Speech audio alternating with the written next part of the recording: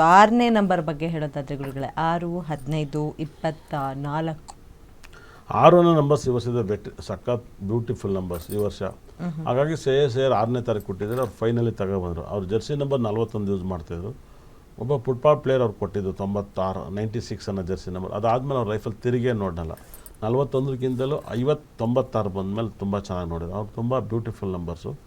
ಹಾಗಾಗಿ ಅವ್ರಿಗೆ ತುಂಬ ಚೆನ್ನಾಗಿ ಆಗಿಬರುತ್ತೆ. 6, 15, 24 ಈ ವರ್ಷದ ವೆರಿ ಸಕ್ಸಸ್ ನಂಬರ್ಸ್ ಈ ವರ್ಷ.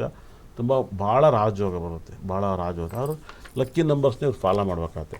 ಇವರು ತುಂಬ ಡೇಂಜರ್ ನಂಬರ್ಸ್ ಅಂದರೆ 1ನೇ ತಾರೀಕು ಇವ್ರು ತುಂಬ ಅವಾಯ್ಡ್ ಮಾಡಬೇಕು. 1, 10, 19 ತುಂಬ ಅವಾಯ್ಡ್ ಮಾಡಿದ್ರೆ ಒಳ್ಳೆಯದು. ಹೈಯೆಸ್ಟ್ ಅವತ್ತು ಇವ್ರಿಗೆ ಏನಾರು ಕೆಟ್ಟಾಗೋದು.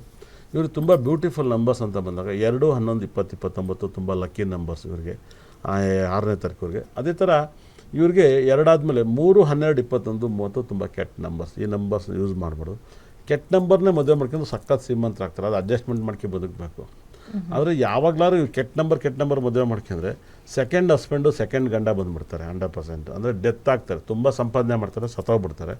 ಇಲ್ಲ ಗಂಡ ಸದರು ಹೆಂಡ್ತಿ ಬೇರೆ ಮದುವೆ ಆಗ್ತಿಲ್ಲ, ಇಲ್ಲ ಗಂಡ ಸದರು ಹೆಂಡ್ತಿ ಬೇರೆ ಮದುವೆ ಆಗ್ತಾರೆ. ಯಾವಾಗಲೂ ರಾಂಗ್ ನಂಬರ್ ಮದುವೆ ಮಾಡ್ಕೊಂಡ್ರೆ ಬದುಕೋಕ್ಕಾಗಲ್ಲ ಅಂದರೆ ಡೈವರ್ಸ್ ಆಗ್ಬಿಡ್ತಾರೆ. ಗುರು ಶುಕ್ರ ನಂಬರ್ ಮದುವೆದವರು ತುಂಬ ಶ್ರೀಮಂತ ಆಗ್ತಾರೆ. ಇವು 6ನೇ ತಾರೀಕು ಕೊಟ್ಟಿರ್ತಾರೆ, 3ನೇ ತಾರೀಕು ಮದುವೆ ಆಗ್ತಾರೆ, ತುಂಬ ದೊಡ್ಡ ಶ್ರೀಮಂತ ಆಗ್ತಾರೆ.